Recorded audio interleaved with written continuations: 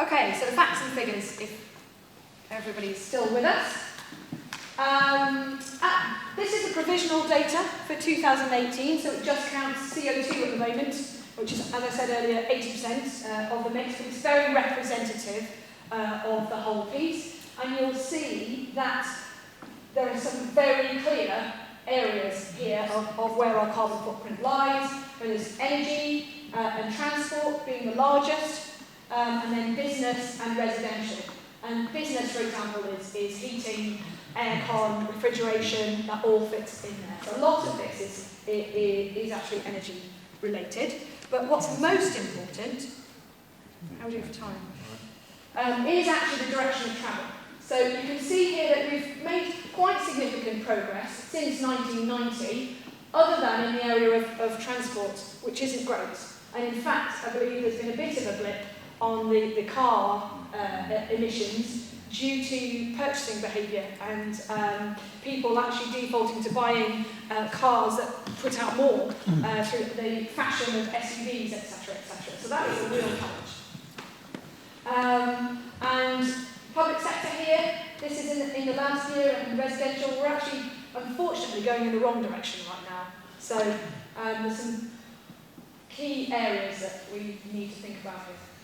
But it's pretty good on the renewable side, and that's Simon's kind of piece, if you can think about it from the locality nature, so I won't dwell on it. So this is household emissions. So this is 1990, 2017, and here's at 80%, which was the initial target, and this is at net zero.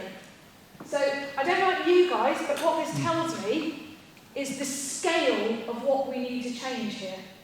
So from here down to here. So heating is a huge proportion of this. And heatings in buildings and industry actually account for 30%, about 30% of our emissions, because they span the different ways that we categorise them in that overall footprint. So heating is a big one, and you can see transport too. So it's going to need to be squeezed considerably. Can I just ask a question about heating? Yes. If you're using solar panels or renewable energy, and say you've got an air source heat pump, is your heating using a carbon footprint or not?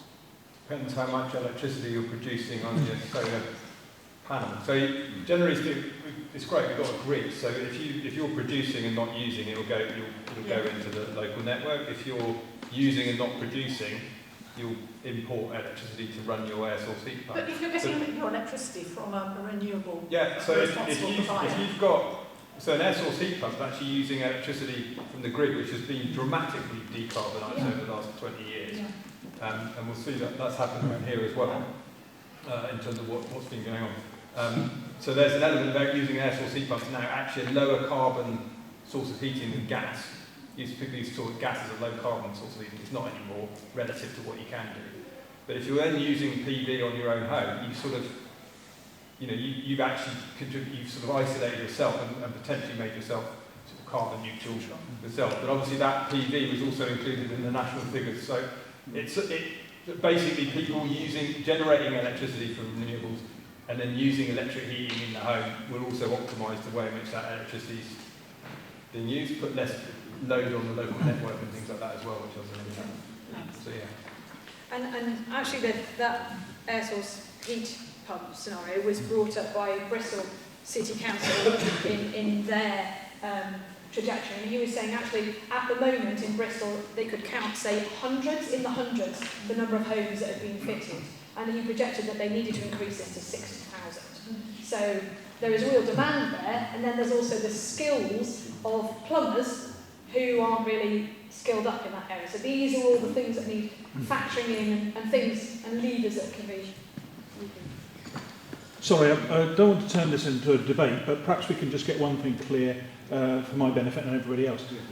We're talking here, I think, entirely about carbon. Does this include other gases? We've all heard, I'm sure, about sulfur hexafluoride emissions and so on, which appear to be extreme. I know that's a small proportion of everything, but are we including these sort of things here, or is it we're talking purely carbon? This is everything.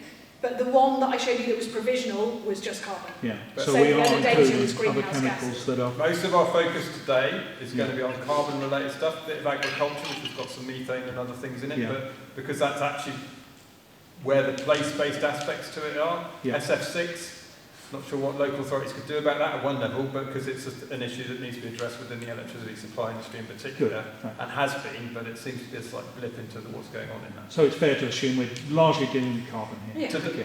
Today, but what we're hoping to provide you with is some ways of thinking about stuff Yeah. that you could then apply to something else if it came up, rather than sort of trying to provide, this is about as much information as you're going to get, Yeah. and then you're going to be talking about stuff and thinking through how to think about stuff, Good. rather than, so as I say, we're not, but the carbon's the main thing, it's also the main area where you could have some influence and control as well, but it doesn't mean there's other things aren't Yeah, I'm just important. concerned Yeah, that yeah. some of the figures might be Yeah. distorted by... I think actually it's figures is a bit of a moot point as well, because there is lots of different versions of things. They cut them in different ways, but Yeah. you can see the general trajectory. I think it's important not to get absolutely tied down in the numbers. This is kind of scene setting. Yeah. Good, thank you.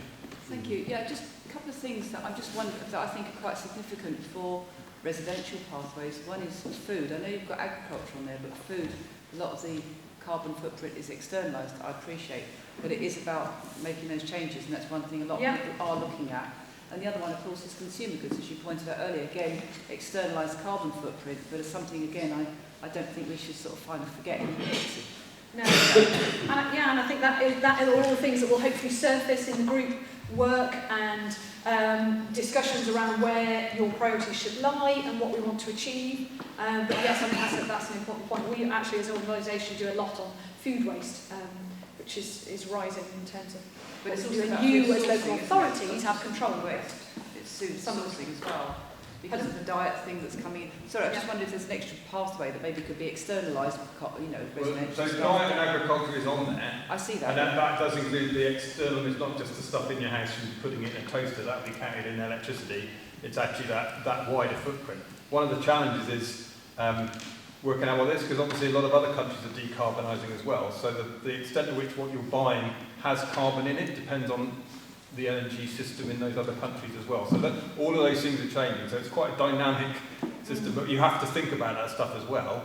So if you've got everything perfect here, that you end up buying loads of stuff you don't really need, for example, then you're still creating a carbon footprint, even if you might be carbon neutral as a sort of I agree, but system. one of the things that's really relevant to local authorities is that we actually can help people to have allotments, and that can make a big difference to their carbon footprint in terms of their food. And you buy a lot of stuff, which I suspect at the moment you don't consider the carbon footprint of when you're buying it, or the carbon footprint of the supply you're buying from. But we'll come on to those sort of things.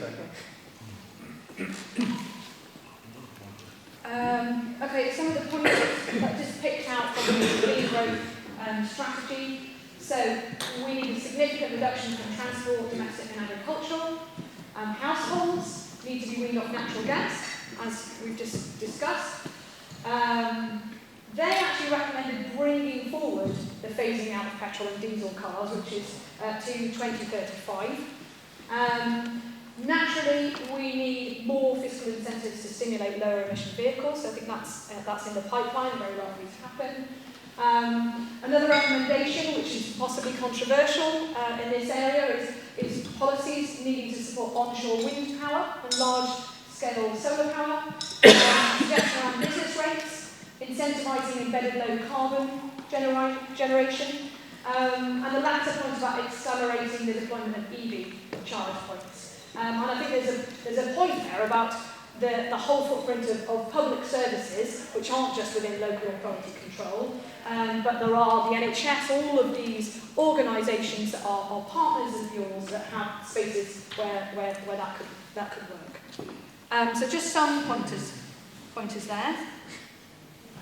Okay, I'm going to hand over to you, actually, Simon. So this was just to capture, in terms of Devon, understanding your demographic, in made up of isolated rural communities and small or medium market or coastal towns. Your key sectors of employment are retail, tourism and health. Your population is already aging So that has some challenges and impacts in terms of how you might want to look at what you do, and the infrastructure and mobility, highest self-employment rate in the country, and you've got a lot of commuting. So transport, as Simon will come on to say, is clearly a really big issue for you guys. Just leave that one up a sec. Yeah. We've also got this interesting blob in the middle, which is Dartmoor National Park. Anyone here involved in the authority? They're missing from the room. I mean, it's a members' workshop, but obviously they have quite a lot of influence and control over that area, and they're definitely, as a stakeholder, to think about in terms of what they are doing, how they're relating to visitors, tourism, traffic, what they allow and don't allow in terms of buildings and so forth becomes quite important. So that's a key stakeholder we need to think about, because obviously they've got some control in a lot of other areas with the rest of you. They've got a certain amount of influence as well. I just thought I'd mention, because I was on Dartmoor the other day with representatives from Dartmoor Association and South West Water, and I know that one of the major issues they're looking at is peat bog restoration, which is actually 3 times more effective as a carbon sequester than tree cover. And I know there's been quite a lot of resistance to peat bog restoration from farmers and from the Dartmoor Association, but certainly South West Water and other organisations are really trying to fight that, so that's something really good to be aware of. We'll come on, that's one of the areas, and I think there's a kind of issue about how you sort of bring them in and feel that that's part of what the collective effort is going on. So one quick question, I'm going to come on to the park authorities sort of target then 2025 for their zero emissions. Is that for themselves or for the Yeah, entire area? themselves. Yeah, not the whole park area. I don't think they can. Well, it's an argument saying if everyone set a target and met it, then we've done it. The trouble is, quite a lot of the things we need to do are dependent on other people doing stuff, and that's where it becomes complicated. But you know, there's like every business and organisation and household in this area aim to achieve getting carbon neutral by 2030. That is what you need to do. So, but one of the real challenges is how you orchestrate that work and all the things that are stopping people doing that at the moment, or making it difficult, and how those get removed and how you help overcome them. Just move on to, just very quickly, because we're not starting from scratch in West Devon and South Hants.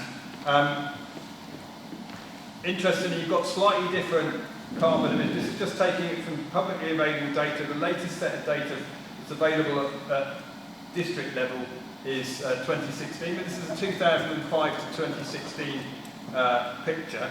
And West Devon has seen a 20% reduction in that time. Actually quite a lot less than the national average, which I think is 32%. And South Hants has seen a 33%, so roughly in line with it. Reason for West Devon being less is actually because you've had a larger growth in population. So while your per capita emissions have been coming down, you've also had more people. Both of the areas have a growth, but actually South Hants had a smaller growth than West Devon. But also the transport emissions in West Devon have gone up, whereas everywhere else, even nationally, they come down a bit. West Devon, they've gone up. And as you can see from the thing at the bottom, transport is 47% of the carbon emissions, straight direct carbon emissions from the area. And that's, you think the national is 34%. That's a kind of huge thing, and also one of those areas where, because of the nature of the sort of topography and kind of habitat settlement schemes, a very complicated area. You can see this is the lines of transport that's actually been sort of going up a bit. So part of that would be population growth, but it's also about, maybe it's related, and I can't dig into the data, the fact that maybe there's less public transport available, so people are having to take the cars more than they used to, etc. All kinds of reasons for it, which is important to understand. The other reason South Hants have done a bit better and West Devon less so, is that West Devon have fewer properties that are probably suitable and eligible for some of the government grant schemes for insulation, because they've got more solid wall houses. But also South Hants been doing a bit better because it's got more homes that are heated by electricity. So if they're heated by electricity, they gain the advantage of all that decarbonisation that's gone on in the electricity system, and that counts in these numbers. Just go on to the next one quickly. So I just drew out a few kind of factors. This isn't exhaustive, but just a few things that might make worth thinking about in terms of how we're doing. So I talked about the emission reductions being slightly different. Transport emissions are still quite high in South Hants relative to sort of national at 34%. This is where the challenge really comes in. 88%. You take account of what electricity is being decarbonised in the system as a whole. 88% of the energy currently used in West Devon is fossil fuel, and 86% in Southampton. There's very few places where it's different from that, but that's the kind of numbers at the moment. So that gives you a sense of the scale of the task. So in a way, it's kind of 2050, 2030, there's just a heck of a lot of change needed in our systems about the way we heat our homes, the way we get around and so forth. And we'll come on to that. Interestingly, you're both doing pretty well relative to a lot of places, particularly urban places, in terms of the amount of electricity that you're consuming in the area relative to the amount you're generating in the area. So, but for different reasons. So in West Devon, it's because you've got some wind here, but also a bit of solar. In Southampton, 27%, I think nationally it's about 30 to 33% renewables. So you're kind of getting pretty close to, if you like, providing your share. You're meeting your sort of obligation, not quite.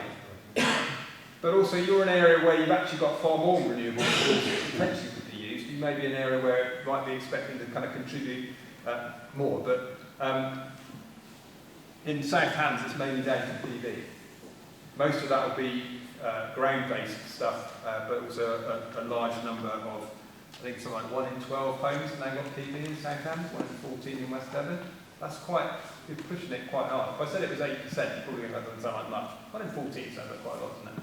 A couple of other things which actually you never got weaned onto gas in 42% of homes. Some of the numbers are a bit difficult to kind of work out here, but the national average is only 12% of homes that haven't got a gas connection. In West Devon and Southampton, a third, 40%, over 40%. So you're actually already got a housing stock that hasn't never used gas. The challenge is what you put in instead. A lot of them got electric, there may be different ways to use it. Someone mentioned an air source heat pump earlier, but you need to think about how we might enable that and so forth. But that actually gives you a real chance to get ahead of the game in terms of creating decarbonised heat. Because you've actually got a lot of homes that they're using oil, a lot of them in West Devon, and a bit of coal around even still, but also electric. So that's starting to become useful. And then I thought it's important to recognise some people aren't quite as well off as others, and you've actually got roughly average, if not slightly above average, levels of fuel poverty. That's mainly to do with low incomes in rural areas, but also to do with the quality of the housing stock. A lot of difficult to heat homes. And obviously that has a knock-on effect on the demand on the health service, on the demand on social care and so forth, because people living in cold homes aren't as well and have more trips and falls and lots of other things that kind of knock on from that. So there's a kind of issue there which, interestingly, sorting out some of the carbon stuff can have real co-benefits in relation to that, in the same way that sorting out transport can have air pollution benefits. Okay, final one. Just in case you weren't aware, this is a pretty politically charged arena. And it's not likely, no signs of it going away at this stage. Next week, there's going to be a big UN conference. There'll be a lot of push on that. And this Friday, there's a global climate strike. You've already had in the Devon area kind of school strikes on a Friday. Quite a lot of sort of activism focusing in on it. I think a lot of the declarations were partly in response to that from a political point of view, but also that means there's a lot of people paying attention to what follows on from that. So I'm not going to unpick all that, but I think it's kind of worth recognising, and rather than just pretending it's some sort of neutral thing, we can just, it's just a sort of procedural process that we're involved in here. This is something which is political with a small p, in some cases with a capital P, in terms of how people are approaching it. So, and there's a lot of interest. And particularly when you look at the latest polling, this is starting to become a very significant issue in people's sort of sense of what matters and what drives them in terms of how they respond in elections and so forth, and particularly younger people. In fact, I think the last poll, people under 30 put this ahead of Brexit as the issue that they felt was politically urgent for the country to address. So, but anyway, I don't want to dwell on that. So, we're going to come on to an next slide now. What I imagine is some people had a strong coffee when they got here and might just now need a couple of minutes for a natural break. So I just suggest we take a couple of minutes. Maybe just take any other questions very quickly. Then we're going to move into the next one. Just take a 2-minute break. People maybe stand up, stretch your legs. Don't get into too many conversations. Are there any final questions before we do that? Yep. Talk about wood burners and the boilers that have the wood chips in. Yeah. How you been mentioning whether it's something that's fairly carbon neutral? We'll come on to it. It depends where the woods come from, how it's grown, lots of other things. We're not going to get into that level of detail because this is not a sort of technical thing, but it does raise a question about the sources of the biomass that's used in boilers and so forth. But generally speaking, they're considered, you know, they're renewable heating, and that is something which has been put quite well in Devon in terms of take up of that. But in urban settings, you get some air quality issues associated with burners. So there's, I think in Devon we have quite a lot of people with yeah, and then you need to think about how that's being sourced and whether there are ways of organising the sourcing of that to improve its sustainability and making it easier for people to get access to it at a reasonable price and so forth. So, yeah. Okay, I'm going to stop there.